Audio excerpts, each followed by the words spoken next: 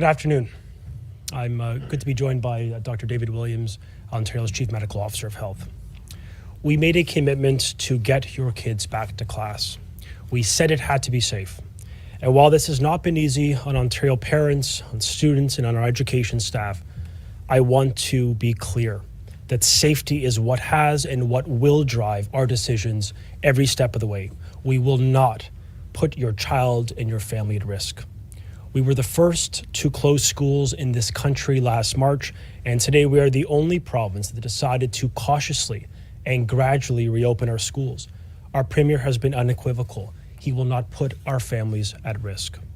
We know how critical getting kids back to school is for the mental health and the development of our children. But perhaps most importantly, while kids stayed home to learn remotely, and with the introduction of tough measures and the stay-at-home orders for all Ontarians, we have seen a consistent decline in community transmission. With the full support of the Chief Medical Officer of Health and with the unanimous support of all local medical officers of health, Ontario is ready to reopen our schools because it is safe. Currently, more than 520,000 students across Ontario enjoy in-person learning. We will build upon that to get all elementary and secondary students back into class. With the support of the local medical officers of health in Toronto, Peel, and York, those public health units will return to school on Tuesday, February 16th, following the Family Day weekend. For the remaining 13 public health units, essentially all remaining schools, will fully reopen on Monday, February 8th. Again, in Toronto, Peel, and York, those school boards will reopen on the 16th of February, and for all remaining public health units, on this coming Monday, the 8th. We have been and continue to be guided by the medical community who have said schools were safe in the fall. In-school transmission was low and nearly all schools remained open in the province. In fact, 8 in 10 schools had no active cases of COVID in December before we sent kids home for the holidays. Our protocols have been effective and safely protected students and staff, and finally that kids need to be in school for their mental health. But we recognize the landscape has changed, and we will not rest. We will continue to act and add additional layers of protection to our plan to protect your child and our staff in our schools. As kids return to school, schools will be even safer, as we've introduced new and tougher measures to our plan to protect kids from COVID-19. Those include province-wide access to targeted, voluntary, asymptomatic testing that will be deployed by the local public health units for students and for staff. We've mandated masking for students from grade 1 and up, including outdoors where physical distancing cannot be maintained, and we've supported access to a higher quality 3-ply mask for our youngest kids.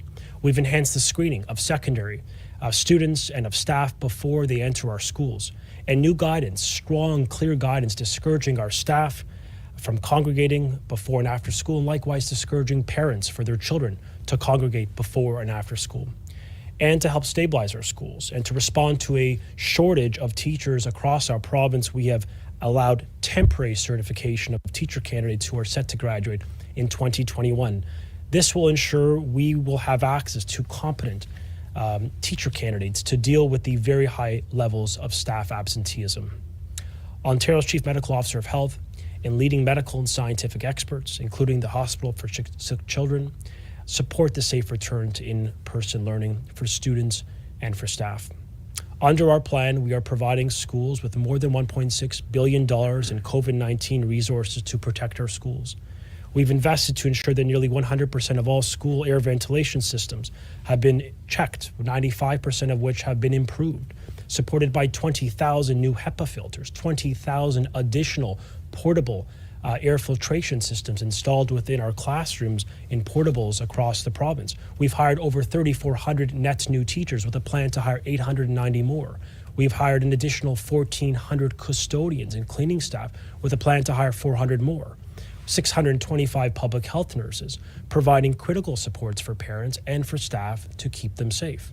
And literally tens of millions of products and pieces of quality PPE, including 18 million surgical masks for our schools.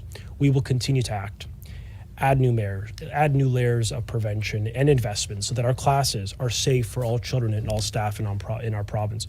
And I want to be clear, if things change, If trends move in the wrong direction, we will not hesitate to act, following the advice of the Chief Medical Officer of Health. That's why we're going to monitor the trends and continue to be in close contacts with the local medical officers of health to ensure we deliver on the number one priority of our government, which is keeping schools safe. I also remind families that your local public health unit always retains the authority to close schools to in-person learning if they feel that is required to protect their communities. That authority has always existed based on local circumstances and trends. I want to thank all parents for their incredible patience and support over the past very difficult weeks for them. I want to thank all students for their resilience and their energy to overcome really this great difficulty. And I want to thank our staff, our teachers, our ECEs, our EAs, administrators, and trustees, and all staff for their dedication and their effort in safely reopening our schools. I'm really proud of our province. We are going to get this right. We are going to safely reopen our schools, and we are going to protect our students and staff. And with your continued support and vigilance, we are going to keep community transmission low, and as a result, we're going to keep our schools open. Thank you. Happy to take a few questions. We'll go to the phone lines for questions. Just a reminder, it's one question and one follow-up. First question. From Chris Rushawi at the Toronto Star. Please go ahead. Hi, thank you for taking my question. I'm just wondering if you can please explain what metrics you're using when you're determining which regions can reopen their schools, because not all of the hotspot areas are seeing a delayed opening after Family Day, and I'm just wondering why that is. Well, I'll turn it to Dr. Williams. What I will say is we have consulted with the local medical officers of health in each of those regions to get their buy-in and their perspective on the right time to reopen, in addition to consultations with the school boards. And we're going to follow the local medical advice as much as we can, because we really do believe we need to take a regional approach, a granular approach, to make sure that we're responding with the right dates of reopening whenever it is permissible and it is safe within the community. But I will turn it over to the Chief Medical Officer of Health to provide context. So if I understand your question correctly, since all of them are open, and we were prepared to open all on the 8th, but part of that is consulting with the local medical officers of health, and then they discuss things with the boards of education in each of their jurisdictions. And of course, the ones you're referring to that are moved to the 16th are the three largest ones in the province. And they want to make sure that, as we have from the get-go in the fall, there's a dynamic partnership between the local health unit and the local boards, including the schools and administration, so to make sure that all those things are in place for a smooth opening, and that there's different things besides the cases, but there's also things around related to the administration, classroom structures, and that, to make sure it's all in place well in order for a opening that we want to open and stay open. So all that is part of the overall teamwork that we've established well, a pattern in the fall, and we want to continue now through the winter and into the spring, because as the minister, and we've said before, when we open the schools, we want them to stay open, because it's very important to have all our children back in school and to keep it safe as it has been, and to continue to do that on the way forward. Follow-up? Thank you. Just given that there are new variants of COVID out there, why are we not seeing more of an emphasis on physical distancing and in particular smaller classes? Is that not important given how contagious these new variants are?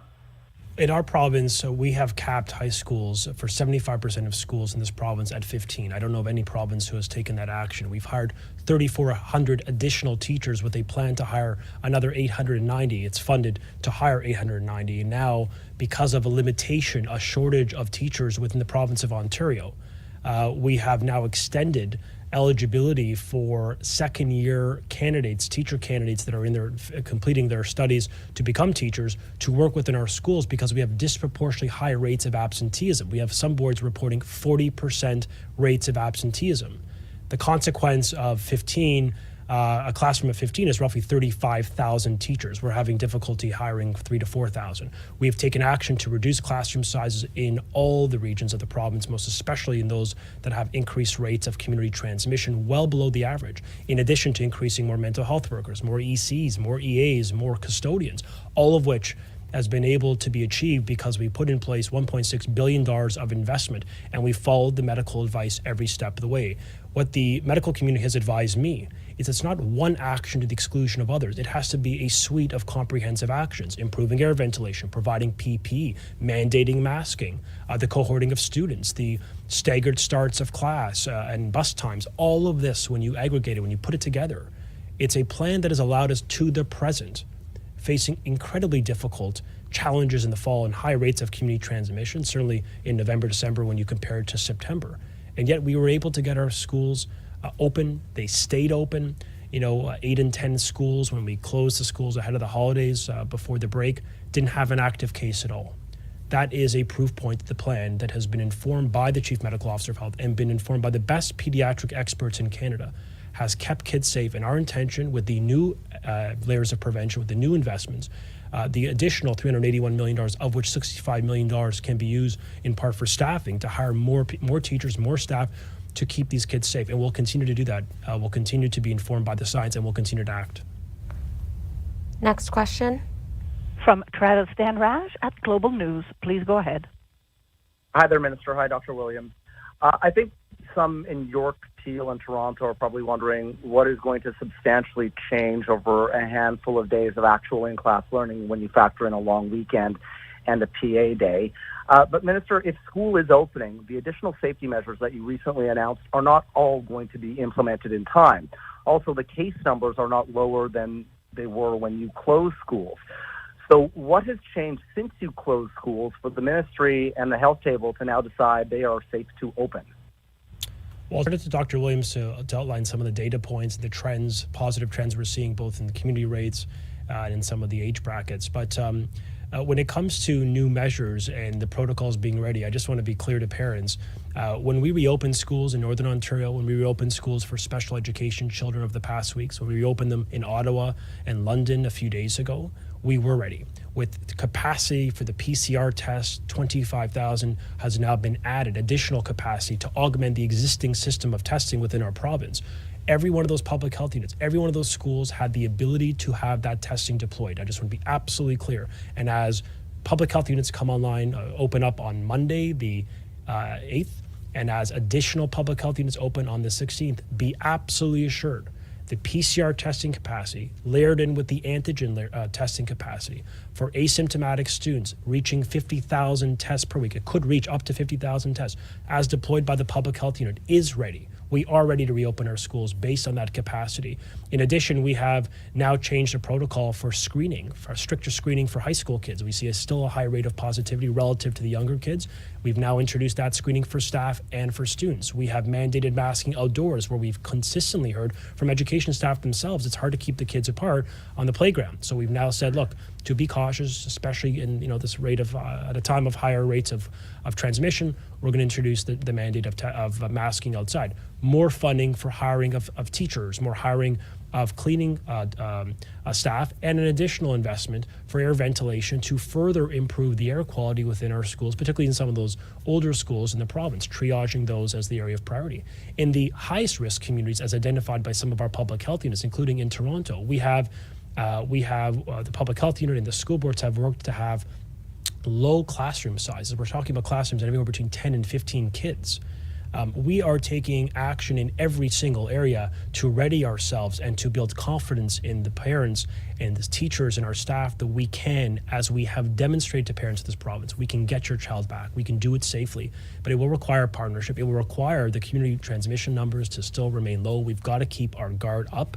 We cannot lose vigilance about what's at stake here, but our actions as a society and as individuals. So we've got to continue to play our part, in the context of following the rules, the state home order, et cetera, so that we can get our kids into schools on the 8th and the 16th and keep them there till June. But I will turn it over to Dr. Williams to answer the earlier question. So on the numbers, and you're asking about that, and it's a very important point, is that when we start down this road, we put in place the rules around the modified level 2. We did put the closure around Boxing Day and then the stay at home. And excuse me, if you look at the numbers and you see where we are now with 1,172 cases today, when we're in the 1100s, this was early in December, and to see Peel under 200 today and Toronto under 500, we haven't seen that since earlier in December. So we are back before that time. That's still not good enough. We got to watch very carefully with our testing, and as Minister Lecce has said, the additional of rapid testing and more provision for public health, along with the targeted testing that can be provided, as we've already done up in Sudbury. That's going on right now. We want to detect these ones as soon as we can and try and catch them before they get into the school, because that's what we did in the fall. And as you know, we didn't have evidence of a lot of in-school transmission when there was a suspicion of it, with an outbreak declared, and we're in one case in the school or cohorts. Public health moved in either to close the cohort or to close the school until the investigation was done. But we didn't see a lot of evidence of widespread transmission in the schools. We want that to be the case now. And furthermore, now we have the addition of the rapid PCR testing for any positive cases that'll be vetted through to look to see if it's one of the variants. That's another question in the mind of the public. Is it something we're going to see? We want to make sure we're not going to assume it's not there. Let's go on the pretense it might be, but we want to catch it early, and be aware of that. So all these are new checks and balances in place, even as our numbers are now slightly better than they were just before we went into the seasonal break at Christmas. So we want to be on top of it, and we're going to keep on top to make sure the safety is guaranteed, for the parents to be informed, for the staff and teachers to be informed. Our schools were safe, our schools are safe, and we want them kept safe. Follow up? Thank you for that. I guess some would point out that the asymptomatic testing is voluntary, but given the importance that you guys have just highlighted in terms of having schools open and its importance to the economy, why aren't educators and school staff, like caretakers and administrators, considered frontline workers and on the priority list for vaccinations, considering, lunch, for example, there are sometimes, 20 plus people in a room, and there sometimes is not social distancing. The kids are unmasked and they're eating lunch. And a lot of people say that that's not really different from a restaurant, which is closed for indoor dining. Yeah, I do appreciate the question. I have noted publicly my advocacy for education staff, including our teachers, to be given preference in the vaccine rollout as part of phase 2, the workers essential to the economy, is sort of as it's termed. The decisions with exact precision on timing is really based on first access to the supply. We still need to get vaccination, to get the vaccine into our hands in Ontario, so that we can deploy it according to the broad schedule we have. But I've been clear that we want to see education workers in that. We have made that clarified that is part of phase 2. In fact, the example cited by Dr. Heyer was that teachers would be included in the next phase. That's important, and that includes for other staff with the work within our schools that I think is really critical. The first step, of course, is making sure that we get ample supply, and I think we're working with the federal government to get the vaccine in the first place now that we face significant shortages. In the context of staff congregation, it is a fair concern because, we have seen, according to local public health units, where sometimes no doubt unintentional, but where staff are congregating before or after school, or sometimes in some spaces like a lunchroom, a mask is removed, and we've seen cases or transmission that can occur. So we've been very clear on our guidance in schools, and particularly outside of schools, to limit and eliminate congregation and ensure the masking is maintained, distancing is maintained, because obviously it poses a risk to our kids and really even to the staff's families themselves, which we seek to mitigate. So we put in place clear requirements, part of the announcement we made on Monday, giving that guidance, sending out that expectation, and we'll continue to work with school boards and public health units to ensure we just don't see that happening on our schools. We just don't want to see transmission. It also emphasizes a new change for staff of screening, an active screening program. Before they'd be screened at home, do that self-assessment. They're going to be, and they have been, being screened actively, by a principal or a VP as they walk into the school, to ensure that is done, to ensure that They've gone through that list of symptoms, and 100% they feel good to get back into class.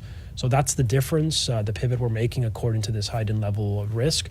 And we're going to continue to build up those protocols. We'll follow the advice of Dr. Williams and the Chief Medical Officer. If they require more changes and guidance to the health to our staff, we will do it. Next question. From Anthony Fury at Post Media. Please go ahead. Hi there. My question is for Dr. Williams. Just yesterday, over 100 doctors, many of whom were pediatric specialists, released an open letter calling for schools to reopen and to stay open.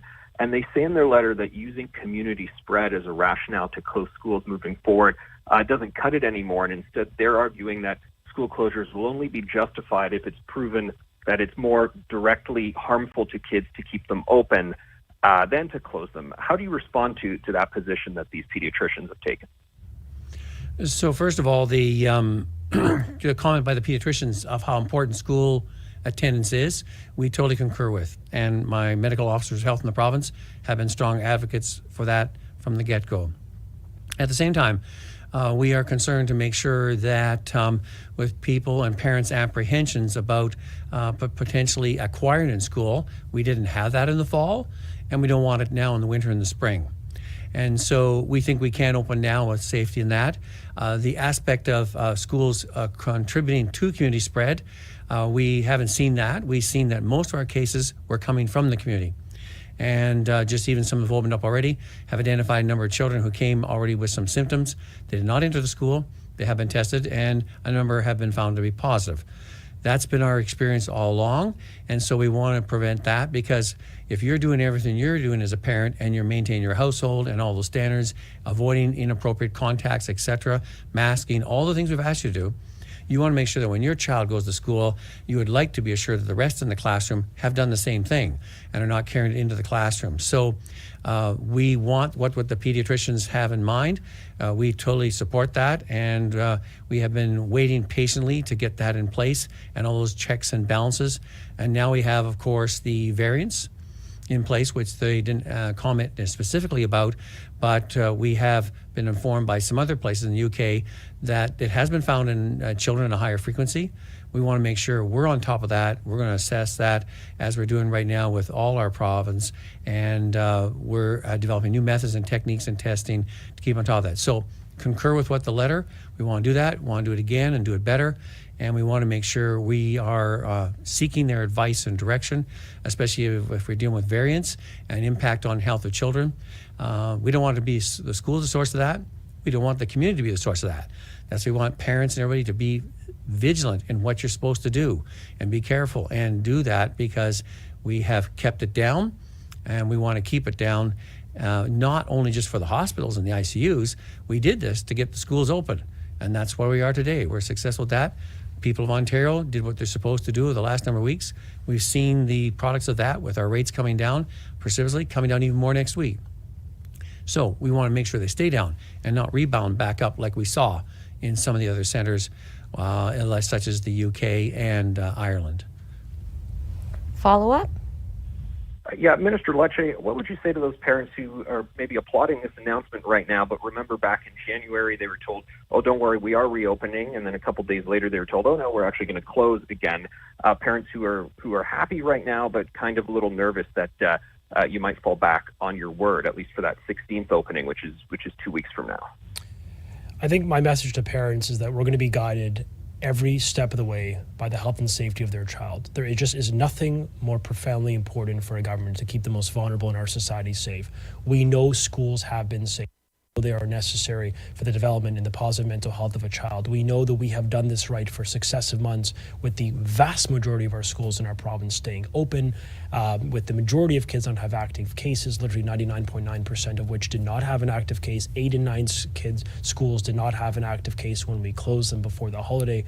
What I can tell you is that we've done something right in Ontario, but it requires partnership. It also requires your government to listen to the medical experts, because at the end of the day, the decision point of opening schools or closing them in March or reopening them now in February is made on the best expert advice.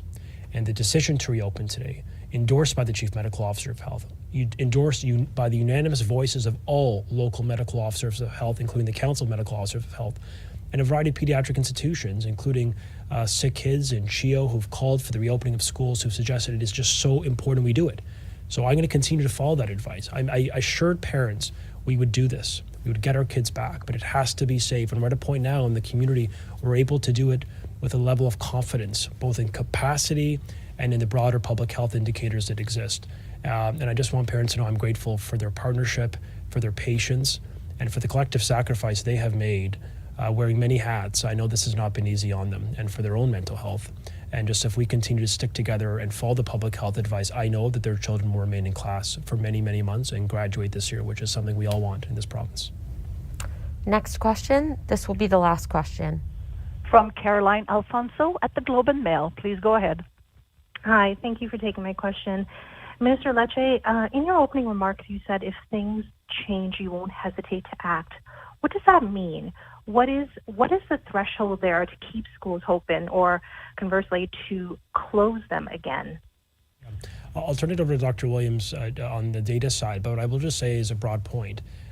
We are reopening schools because we have, as a society, sacrificed, followed the advice, and got the community transmission levels down with a downward trend that continues to be positive. So what I'm indicating is that because of our collective sacrifice, we've gotten to this place that we're able to reopen, in part because of that broader community reality, and in part because we've really elevated and enhanced the measures in place, the investments, and the expectations for students and staff as they enter our schools. Together, that gives us confidence we can do this again as we did in the fall to keep schools safe and to keep COVID out of our schools to the extent humanly possible. What that also, I think that principle applies to is that, look, our aim is to make sure schools remain safe. We have followed the expert medical advice of the Chief Medical Officer of Health and the local medical officers of health. If they give us an indication that there is a risk to schools, to communities, or to your child and to our staff, what I mean is I will not hesitate to act, because for us, this is a very clear message we're sending to the population. We're reopening because it is safe, but we'll take action if we do not believe your kids can be in school safely. But quite obviously, our preference and the whole reason why we've sacrificed for the last month as a province, the whole reason why we've been able to make incredible gains in reducing that transmission level and really keeping families safe, is to get our kids back and to keep them in schools. That's what we want here. And that's what we're endeavoring to do with more investment, with a stricter protocol, with a tougher screening regime, and obviously access to testing province-wide. Asymptomatic, it is voluntary, it always has been, and that'll continue with greater investments over time. So that's sort of the message I want to share to parents, that we will follow the medical advice every step of the way, both with respect to the metric. I'll turn to Dr. Williams. So once we have opened, the process, as we've seen already, when we have the community transmission down, and we did so after the festive season break, and we wanted that week, the first week of January, to see did everybody adhere, and the answer was it wasn't well adhered to, and we had high rates. And so our only choice was to let the lower ones and the north open. And our approach now going forward with the case numbers down and doing with the strict screening and monitoring and testing is medical officers of health and their teams will do the case contact management containment type process. That means if you feel there is potential transmission within a cohort, you send the cohort home and you wait till the testing's done or the incubation period is over. Then you bring them back again. If you think there's been spread of a possibility, not definitively known, the spread might be taking place in the school, either through students or staff, or you're uncertain, you will have the prerogative as the medical officer to say, at this time, we've asked the administration to close the school, everybody go home, while we test and carry out an investigation and be assured ourselves that the transmission is not occurring and we have kept it out of the school and send the school back again. So school closures, cohort closures will be done on a case-by-case basis, depending on the assessment of the local medical officer of health and their investigative team working in affiliation with the board, as well as the administration of the school. So that will be the ongoing process, as we did in the fall. We're going to do it again now in the winter and into the spring. So that's how the schools will be all closed and opened based on the investigation, not on a number of metrics. If there is a concern by the medical officer of health and their team that there seems to be a possibility of ongoing transmission in the school, they want to rule that in or out as quickly as possible, and you may have to close until the testing investigation is completed. Follow-up, this will be the final question. To avoid a repeat of school closures, many have said that there needs to be more stringent measures in place, such as physical distancing, particularly in elementary schools, where kids may not wear their mask well, for example. Why haven't you done that in elementary school classrooms in particular? Announced some days ago that we're extending the masking requirement down to grade 1. Public health units and local school boards already have the capacity to drop it to kindergarten, which many of them in the high-risk regions have done on the consultation of their medical officer of health. We have in elementary schools, likewise in high school, classrooms that are well below the provincial average. We've hired 3,400 net new teachers, and let's be clear, we are on track to hire another 890. And to supplement the hiring of more staff within our school, we're now offering school boards the ability, if they can't find an occasional teacher within their existing roster, they can now pull or recruit a second-year candidate from the Ontario College of Teachers. They're finishing their degree to get into our schools to keep them open because we have a high rate of absenteeism. We have reports of 40% challenge of finding educators and staff to work in schools, a 40% absentee rate, which I think underscores the challenge of access to teachers. But we have increased the distancing. We have maximized distancing as a consequence of that hire. We have $1.6 billion in investment. We've improved air ventilation systematically in all regions of the province. We have taken action to cohort children.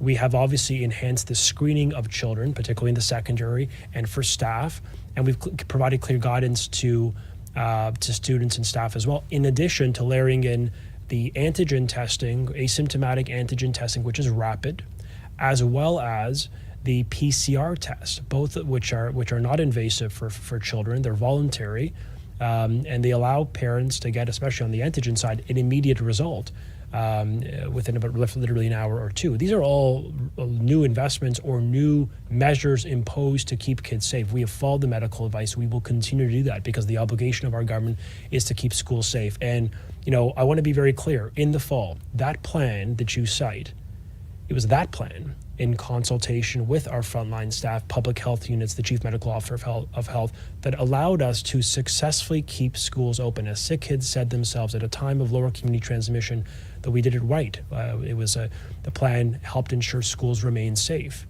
So it was that plan, that government, this chief medical officer of health, who introduced those concepts, who introduced those measures. And today, based on a changing risk factor, we've now enhanced them, not just in $381 million of more funding, but we've actually given school boards the ability with stricter requirements before a child enters a school, stricter requirements while they remain in school, on the playgrounds. And now we're asking families and staff when they leave school, when it comes to congregation. In every step of the facet of life, we're taking action, we're following the medical advice, and we will continue to do that every step of the way to make sure the children in this province remain safe. Thanks, everyone.